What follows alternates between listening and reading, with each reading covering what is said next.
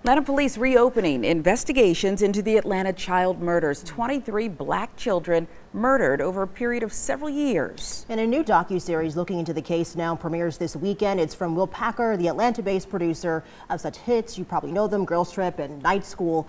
Astrid and the ATL sat down with veteran radio DJ Frank Ski, who is featured in this special. Astrid. Well, that's right. This case remains one of the country's most perplexing mysteries. For 2 years, the bodies of black children were found all over Atlanta, and there have been various reports done on this case, but still no answers. Now, Will Packer's documentary hopes to shine a light on every angle of this largely forgotten story. This is the 23rd black child murdered in Atlanta. From 1979 until 1981, Atlanta was in a state of panic. A total of 23 African-American children were killed and found all over the city. The notion that these lives weren't as valuable, they were like throwaway kids. Multiple theories led nowhere. Under intense pressure and ready to heal from the wounds of segregation, local police rushed to find the killer. Wayne Williams was blamed for the murders. Two things to remember. One, during that time, Atlanta was the murder capital of the United States. That's the beginning. Yes, that was the beginning.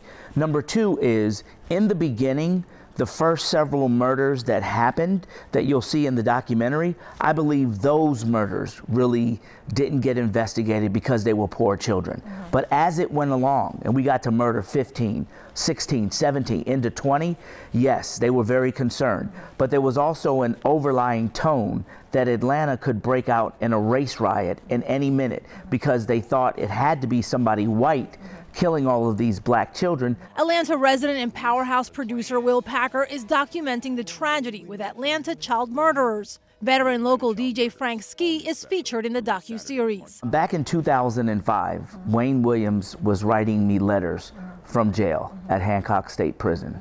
And he had asked me to come into the prison to give him an interview because he thought I would be fair and wouldn't edit his interview and let him say what he needed to say. Yet, decades later, no person has been tried for these murders, and the killer has never been confirmed. Some parents or relatives of these children believe that he may not be involved, right? Many of the parents realize there's like 30 murders, and it was called the Atlanta child murders.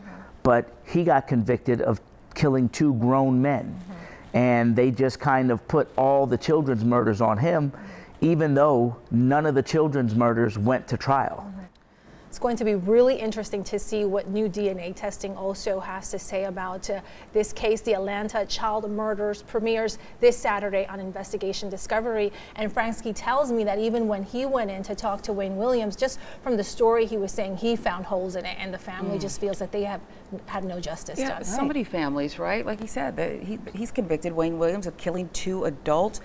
Authorities were under enormous pressure, really throughout the country, you know, and so who knows? And this was at the time that Maynard Jackson was the mayor. He was already having plans to build the airport, and he was having contracts to bring in the Olympics. So there was so much going on that the city did not want to have this stain on them. And the current mayor, Keisha Lance Bottoms, who was just a little girl living in fear at the time, now reopening it. So and hopefully these families will get closure soon. That's all they want. Absolutely. All right, Astrid, thank you. We're going to watch that.